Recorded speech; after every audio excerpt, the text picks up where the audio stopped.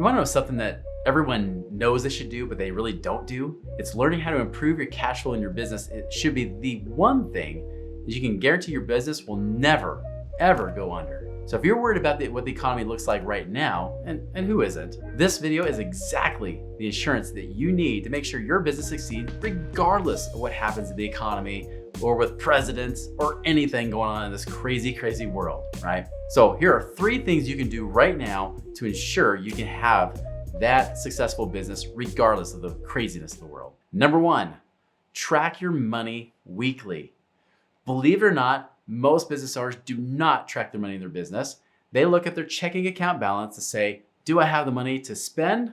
If yes, do it. And that is the worst way to deal with business. In fact, did you know most businesses fail because they run out of money, especially early on? You need to be almost anal tight with your money, okay? Because, that sounds so much better, but you really need to be really strict and disciplined with your money. You've got to be tracking it weekly. You need to know what's coming in and what's going out. This is not just about trying to be cheap. This is really about knowing what's going on with your money. But so few business owners do this. Even the ones that are successful that I've known, friends of mine that make millions and millions per year, still don't always have a good handle on their money. So how do we do that? The same thing your CPA has been telling you over and over that you think is stupid, which is use QuickBooks or some other tracking that they might recommend. It could be Xero.com as in XREO.com. But QuickBooks is a great, easy application you can use that most CPAs and accountants think is amazing. And they think it's amazing because their expressionless little faces and their nerdiness will say, QuickBooks is amazing.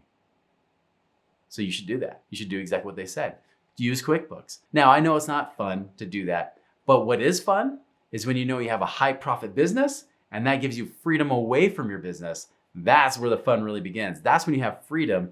And if you're like me, if you went into business because you wanted control of your own time, your own money, your destiny, this is exactly what gives you that time and that freedom back. Otherwise, you're gonna end up like most other business owners where they just created a very well-paying job for themselves. And for some business owners, it's a very crappy paying job because some business owners are the lowest paid employees in their own businesses. And if that's you, this is exactly what you should be paying attention to. So track your money weekly. Go into your QuickBooks, update it every single week. It's much easier to do it weekly than try to do it at the end of the year. The tax year, it's horrible. You spend days trying to go through it and you miss stuff. But if you track it weekly, you're being proactive.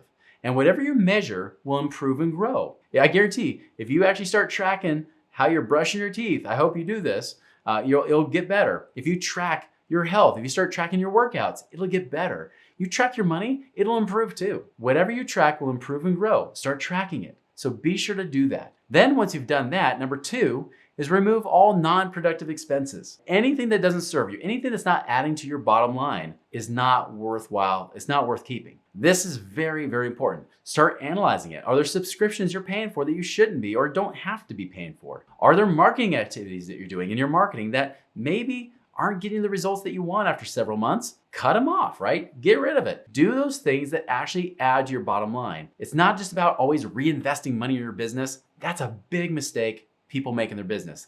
They're always reinvesting their money. You know what that really means? They're just spending their money. They're spending their money in their business, and that means the profits don't come home. And that ticks off your spouse and kind of makes life hell for you at home, doesn't it? Right? We don't want that. We want to get rid of those non-productive expenses.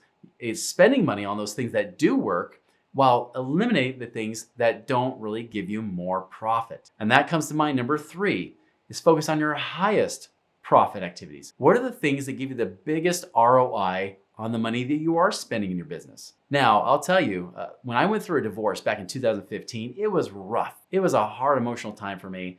I don't wish it on my worst enemy, not even Dave Ramsey. I don't even wish it on him, right? I don't wish it on anybody because divorces suck. And not to mention, it's a guaranteed 50% loss of your money because you lose half of your money in a divorce, don't you? But I remember during that time, it wasn't just the money. It was the fact that I wanted to quit everything. I didn't have my kids anymore. I was working from home all the time, but now I didn't have my kids around me. I was depressed. I didn't know what to be doing. The thing that amazed me though, is that in my business, it still kept moving. It still kept going. It didn't shut down. Now, I wasn't working a lot. I went from like 50, 60 hours a week down to like 5 hours a week on my business because I was so emotionally distraught and affected that I felt like I couldn't even focus. I could barely even answer emails. I don't know have you ever been in that place before where you feel so overwhelmed with life that you just don't even want to deal with anything anymore. That's where I was. And so after a while, I realized after I started trying to get back on my feet, I started checking my emails again and started answering questions, started dealing with more than just my own clients, trying to manage my own business that I had at the time. I said, you know what? I should really look at this business and redo it. Because I just read a book, and this is a book I recommend, by the way, called The Pumpkin Plan. First book I do recommend reading is Profit First by Mike Michalowicz, which tells you about how you make sure your profit comes home. But then the next book I recommend by also Mike Michalowicz is called The Pumpkin Plan. Now, the story of the pumpkin plan is this. Have you ever seen on the news those prize-winning pumpkins, those huge, tremendous pumpkins, right? Those actually are usually the same breed. Those farmers that try to buy those prize-winning pumpkins will sometimes spend up to $100,000 buying the seeds from a farmer up in Nova Scotia, Canada. They'll send them back down, they'll plant them. And then as those pumpkins grow, they start chopping off the smallest pumpkins so that it starts the vines to only feed one big main pumpkin, and they grow big. He equated that to our businesses. What are your pumpkins you need to start chopping off? We talked about non-productive expenses. What do you start chopping off? What about activities in your business? What are the things taking your time and your energy in your business you need to start chopping off? For me at that time in 2015, I realized I was spending 10 hours a week attending 3 or 4 different different types of networking groups. Groups where there were local groups, people trying to share referrals, but I really wasn't getting any referrals from those groups. Even though I was giving plenty, I really didn't get great leads from it. And the truth is, because of YouTube and everything else, I was really more nationally based. I didn't really need to be local here in Utah. So I started cutting those things off, freed up my time. It was amazing. Not to mention it saved me money because I wasn't paying for gas back and forth and paying for fees and for lunches and everything else that I was doing. I wasn't just being busy. I was starting to be productive. What I did start putting my money into was put into my podcast, which if you're following my channel, by the way, you should be subscribing to that. If you follow my channel, I've got my podcast, and I started putting money into those things there and started putting those up on my website.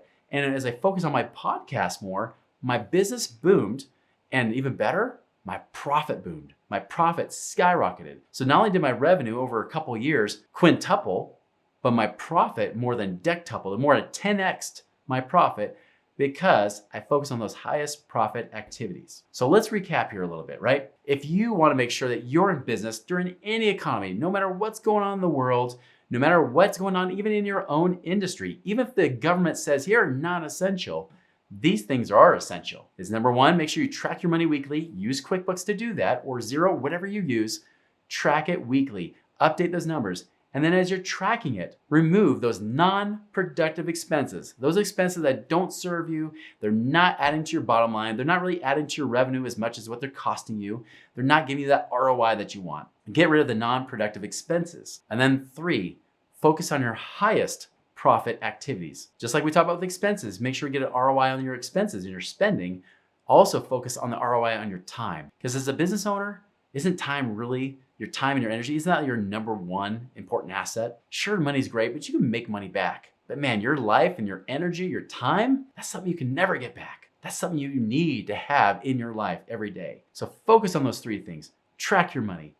Make sure you're removing non-productive expenses, and then focus on your highest profit activities. I challenge you to call to action.